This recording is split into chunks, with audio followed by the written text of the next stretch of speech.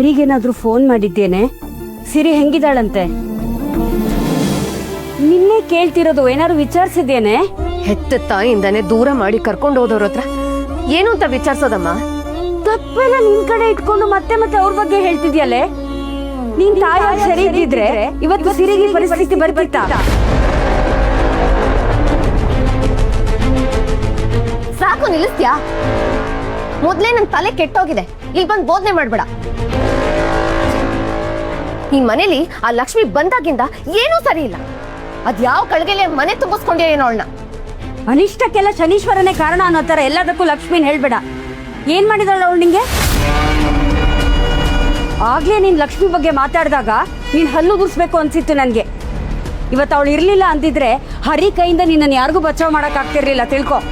ಸಾಕು, ಸುಮ್ನಿರಮ್ಮ. ಮಾತ್ಗಳನ್ನ ಎತ್ತಾಡ್ಬೇಡ. ಮೊದ್ಲು ನನ್ ತಮ್ಮನ್ನ ನನ್ನಿಂದ ದೂರ ಮಾಡೋದ್ಲು, ಆಮೇಲೆ ನನ್ ಮಗುನ ನನ್ನಿಂದ ದೂರ ಮಾಡೋದಕ್ ನೋಡ್ತಿದ್ದಾಳೆ. ಅವಳು ಸರಿ ಇಲ್ಲ, ಅವಳನ್ನ ಮಾತ್ರ ನಾನು ಸುಮ್ನೆ ಬಿಡೋದಿಲ್ಲ.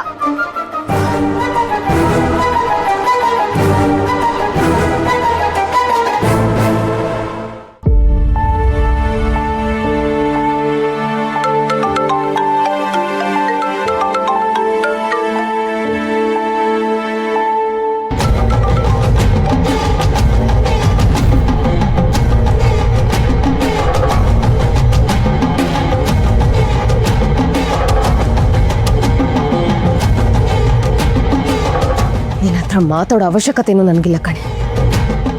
ಬಿಡಲ್ಲ, ನಿನ್ನನ್ ಮಾತ್ರ ಸುಮ್ಮನೆ ಬಿಡಲ್ಲ ನಾನು.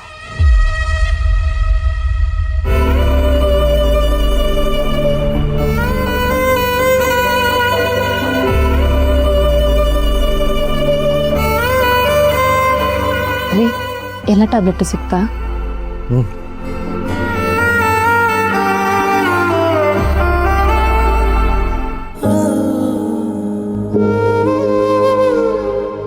ಯಾರು ನನ್ನ ಮಗಳ ಸಲುವಾಗಿ ಏನು ಮಾಡೋ ಅವಶ್ಯಕತೆ ಇಲ್ಲ. ಯಾರು ವ್ಯಾನ್ ಅರೇಂಜ್ ಮಾಡಿದ್ರು ಅನ್ನೋ ಮಾತ್ರಕ್ಕೆ ನನ್ನ ಮಗಳನ್ನ ಅದ್ರಲ್ಲಿ ಕಳಿಸ್ಬೇಕು ಅಂತ ಇಲ್ವಲ್ಲ. ಇನ್ನೂ ಅದಕ್ಕೆ ಬಗ್ಗೆನೇ ಯೋಚನೆ ಮಾಡ್ತಿದ್ದೀರಾ? ನನಗಿನ್ನೂ ಅವಳು ಆಡಿರೋ ಮಾತನ್ನ ಅರ್ಗಿಸ್ಕೊಳಕ್ಕೆ ಆಗ್ತಿಲ್ಲ. ಅವಳಿಗಿರೋ ಕನ್ಫ್ಯೂಷನ್ಗೆ ಪಾಪ ಇವಳು ಕಷ್ಟಪಡೋ ಥರ ಆಯ್ತು. ಅಷ್ಟು ದೂರ ಡೈಲಿ ನಡ್ಕೊಂಡೋಗಿ ನಡ್ಕೊಬರೋದು ಅಂದರೆ ಸುಮ್ಮನೆನಾ?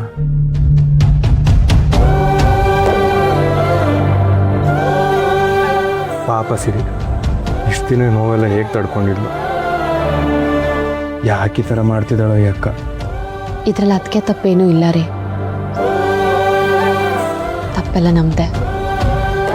ನೀವು ಅವ್ರ ಜಾಗದಲ್ಲಿ ನಿಂತು ಒಂದ್ಸಲ ಯೋಚನೆ ಮಾಡಿ. ತಮ್ಮ ಮದುವೆಗೂ ಮುಂಚೆ ಆಫೀಸ್ ಎಷ್ಟೇ ದೂರ ಇದ್ದರೂ ಮಗಳನ್ನ ಸ್ಕೂಲಿಗೆ ಡ್ರಾಪ್ ಮಾಡ್ತಿದ್ದ. ಅದೇ ಮದುವೆ ಆಗಿ ಹೆಂಡತಿ ಬಂದಮೇಲೆ ಮಗಳನ್ನ ಸ್ಕೂಲ್ ವ್ಯಾನಲ್ಲಿ ಕಳಿಸಿದ್ರೆ ಅವ್ರ ಮನಸ್ಸಿಗೂ ನೋವಾಗಿರತ್ತಲ್ವಾ? ಇದೊಂದೇ ರೀಸನ್ ಅಲ್ವಲ್ಲ ಲಕ್ಷ್ಮಿ. ಸಿರಿಗೂ ಅವಳ ಫ್ರೆಂಡ್ಸ್ ಜೊತೆ ಹೋಗ್ಬೇಕು ಅಂತ ಆಸೆ ಇದ್ದಿದ್ದಕ್ಕೆ ಅಲ್ವಾ ನಾನು ಸ್ಕೂಲ್ ವ್ಯಾನ್ ಅರೇಂಜ್ ಮಾಡಿದ್ದು. ಅದು ನಿಮ್ಮ ಸೈಡ್ ಸ್ಟೋರಿ ರೀ. ಆದರೆ ಅದಕ್ಕೆ ಅದು ಬೇರೆ ಥರನೇ ಅನಿಸಿರುತ್ತೆ. ನೀವೇ ಹೇಳಿರೋ ಹಾಗೆ ಅವ್ರ ಲೈಫಲ್ಲಿ ಆಗಿರೋ ಬ್ಯಾಡ್ ಎಕ್ಸ್ಪೀರಿಯನ್ಸಿಂದ ಅವ್ರಿಗೂ ಒಂದು ಇನ್ಸೆಕ್ಯೂರಿಟಿ ಕಾಡೋಕ್ಕೆ ಶುರುವಾಗಿರುತ್ತೆ. ಮೇ ಬಿ ನಾನು ನನ್ನ ಮಗಳು ಈ ಮನೆಗೆ ಭಾರ ಆಗಿದ್ದೀವೇನೋ ಅಂತ ಯೋಚನೆ ಮಾಡಿರ್ತಾರೆ. ಅದಕ್ಕೆ ಯಾರಿಗೂ ತೊಂದರೆ ಆಗಬಾರ್ದು ಅಂತ ಸಿರಿನ ನಡ್ಸ್ಕೊಂಡು ಕರ್ಕೊಂಡು ಹೋಗಿರ್ತಾರೆ. ನೀನು ಹೇಳೋದು ಸರಿ ಇರ್ಬೋದೇನೋ, ಆದರೆ ನನಗೆ ಮಾತ್ರ ಅವಳು ಮಾಡಿರೋದು ಇವಾಗಲೂ ಸರಿ ಅನ್ನಿಸ್ತಿಲ್ಲ.